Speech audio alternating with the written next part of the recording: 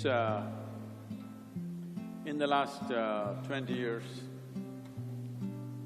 I've been particularly focusing on global business leaders, including many of the top and variety of businesses in India.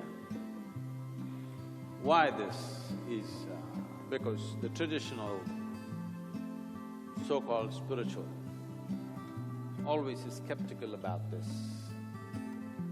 Why should a spiritual leader be talking to business leaders, be in business meetings, be in economic forums and those kind of summits? See, we must understand this. Today and for always, it's just people who live off calendars and slogans. They don't understand this. Otherwise, the success of a nation is not in the success of its politics, not in the success of even its armies, but it's always in the success of its commerce and its business. In which nation the businesses are doing really well, that nation is doing well. There's no question about it. So when this is the reality of our existence,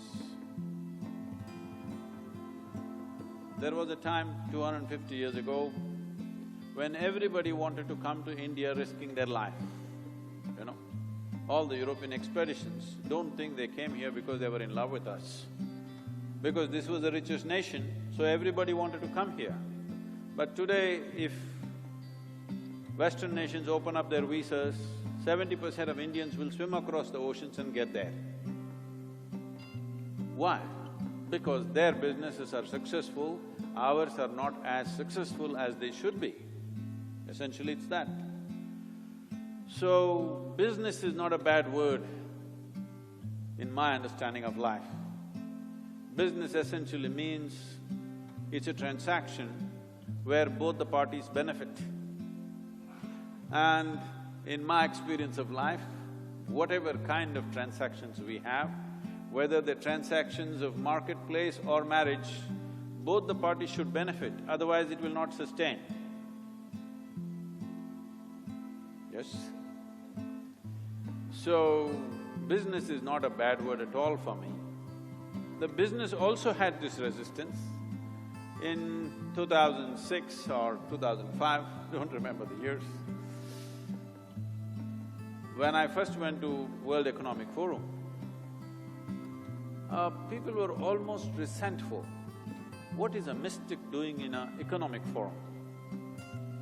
So this one person who spoke to me in a very not-so-business-like language said, "What are you doing here?" I said, "What's your business?" He said, "We are the third largest computer-making company."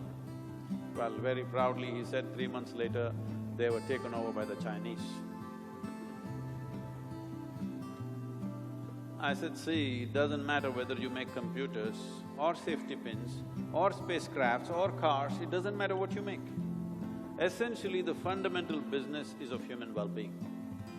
And that's my business too. And that's why I'm here, and that's why you're here, but you have forgotten your fundamental business. You've gotten up in the process of your quarterly balance sheets and you've forgotten why the hell you're doing this business. Every business that you do is essentially for human well-being, isn't it?